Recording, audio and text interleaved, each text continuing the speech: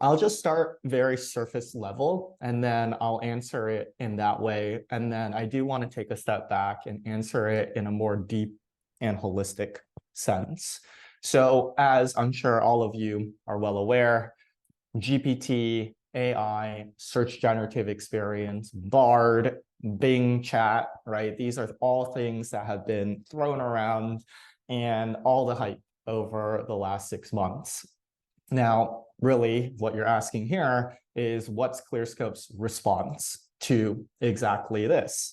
And to be completely transparent and clear, we've been talking a lot internally about what we should do about it, given that the landscape is changing and content is rapidly becoming commoditized.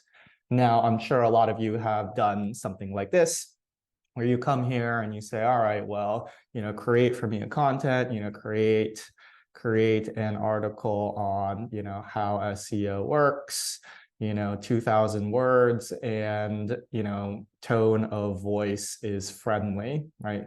Something like this. And then, right, AI does an above average job in regurgitating what it knows about this particular topic. Now, as we've gotten to this point in the AI hype cycle, we all should know that there's a variety of different inconsistencies associated with what's going on with AI. Most importantly, it can hallucinate, make up inaccurate facts, and also that sometimes it's just plagiarizing and duplicating existing content. So anyways, all of this is to say that we've done a lot of user interviews and we believe that the way to think about using AI is not necessarily in terms of creating an entire piece of content like what you have seeing here, but it's more of a back and forth experience where you're prompting the AI and getting back different outputs based off of what you wrote here, right? Obviously, create an article on how SEO works, 2000 words, tone of voice is friendly, is pretty succinct. And the way that I like to think about AI content is commodity prompts in equals commodity output out. So what we're thinking about then is not necessarily a direct integration to any of the language models, recognizing that GPT is currently the most popular, but people are having wrapped internal versions of GPT within their organizations that comply with security and other privacy considerations that the organization might care about. And there's a whole new swath of language models entering the ecosystem that people are building. So with Clearscope, our take is to think about it in terms of helping you create an AI prompt that leverages unique insights from Clearscope to then get unique insights out of the language models.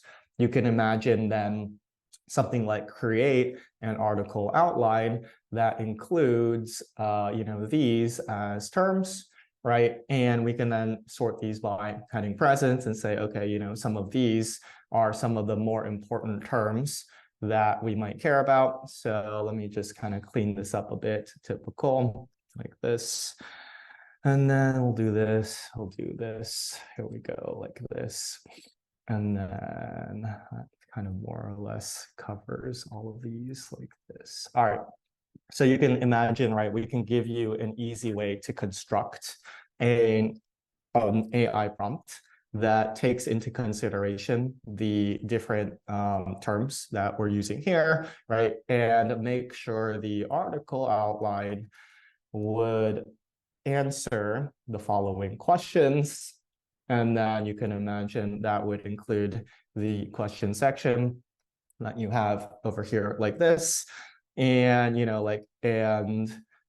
make sure the citations include, these as resources like this, and, kind of copying and pasting this like this.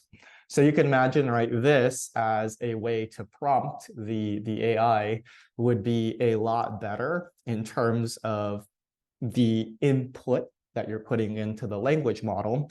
And the article outline that you get back is, again, much more likely to be comprehensive and address the different aspects of what you would likely want to cover within your piece of content. What this allows us to do is to give you a very lightweight way, again, to generate a prompt that looks like this. You could also go through during that particular step, edit it to add or remove things that you think make sense or don't make sense, and then get an article outline out of any language model or artificial intelligence tool that you're thinking about. In the farther future, then some of the ideas that we have is making this more of a liquid format. So you can imagine it looks something more like create an article outline, and then you could be like, heading terms, and then, use like questions like this, and you could like liquid format in the different insights that Clearscope is able to offer you in terms of the reports and natural language processing and machine learning that we do on the search results. So this is our take on how we want to think about including AI in Clearscope. And the idea is that we believe the best content and highest quality content will still be human directed. But what that does mean in an AI first world is not, what we saw happen right over here, but again, more of a back and forth of prompting the AI, refining the output, putting back another input. And we want to be a part of that particular process, not just click a button, generate 2,000 commodity words, and have that be where Clearscope guides you. Because I do think at the end of the day, and this is me now taking the step back, the problem with AI content, like at least in this particular sense of just getting the outputs, is that AI content is based off of a probabilistic model and is not contributing any new concepts or entities to the known topic because it's trying to avoid being wrong. What that means from a search engine perspective, in my opinion, can be best described through a presentation that I've been giving here and there, but it's really centered around this problem that AI content faces, which is that it's unlikely to offer any significant information gain to the topic being written about. You can imagine what Google is doing is that it's scraping topics and entities and understanding the relationship between all of them. And I actually have this kind of like mapped out here. But you can imagine, like, let's take for example, search engine optimization as a topic. In the topical knowledge graph, you can imagine that offsite SEO, on-page SEO, technical SEO would all be one distance away from SEO as a topic. Now, two distances away, right, we'd have concepts like backlinks or quality content, internal links, and site load speed. And you can imagine three distances away from on-page SEO or SEO, we're going to have things like AI, GPT, search generative experience. And then four distances away, we're going to start talking about things like hallucinations and inaccuracies. What information gain then refers to is your ability to surface the correct entities or insights that the topic is evolving towards. And hence, why this is so important is that AI is not actually going to do a really good job doing this out of the box, right? This is something that you'd have to go and prompt the model to really dig deep and get this out of the model, or else the model itself is not going to automatically go there because, again, it's very low in terms of the probability that inaccuracies should be talked about in relation to SEO. So put in another way, right? I like usually using something like this, is that you can see here how AI content is generally working. I just put in some example text, is that it's looking at, right, the probability of words following words and sentences following sentences. So in this example, we have each, and then what the model is expecting is likely the output that comes after each is year of, day, month, or week. In this particular case, it says text, which is, not a very highly likely or probable thing, which is why it flags as purple within this particular model.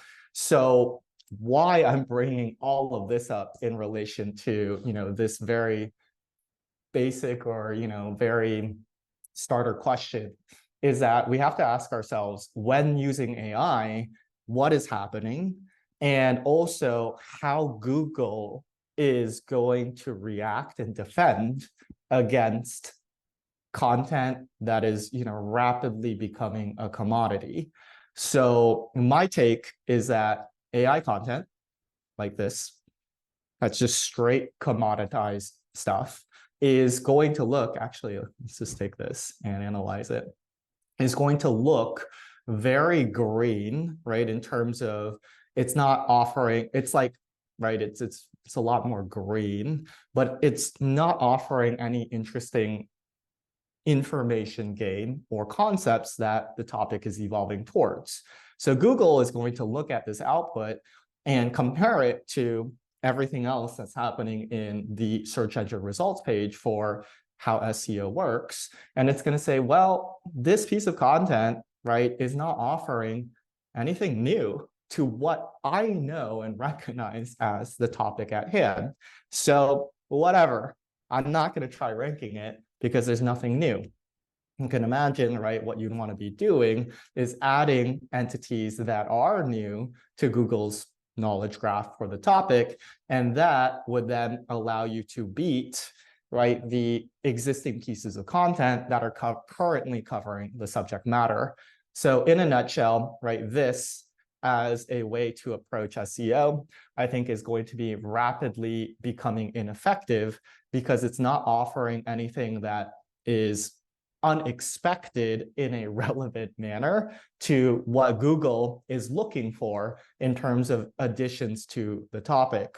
So all of that is to say that it then becomes extremely important as to how you're prompting the artificial intelligence and language models to get unique outputs that will then contribute to information gain, which will then allow you to rank in the Google search results. Now, if you liked this Clearscope webinar snippet, don't forget to share, like, and subscribe so you don't miss out on more great tips and strategies from the industry's best SEOs and content marketers. Make sure to check out the Clearscope YouTube channel for more great content.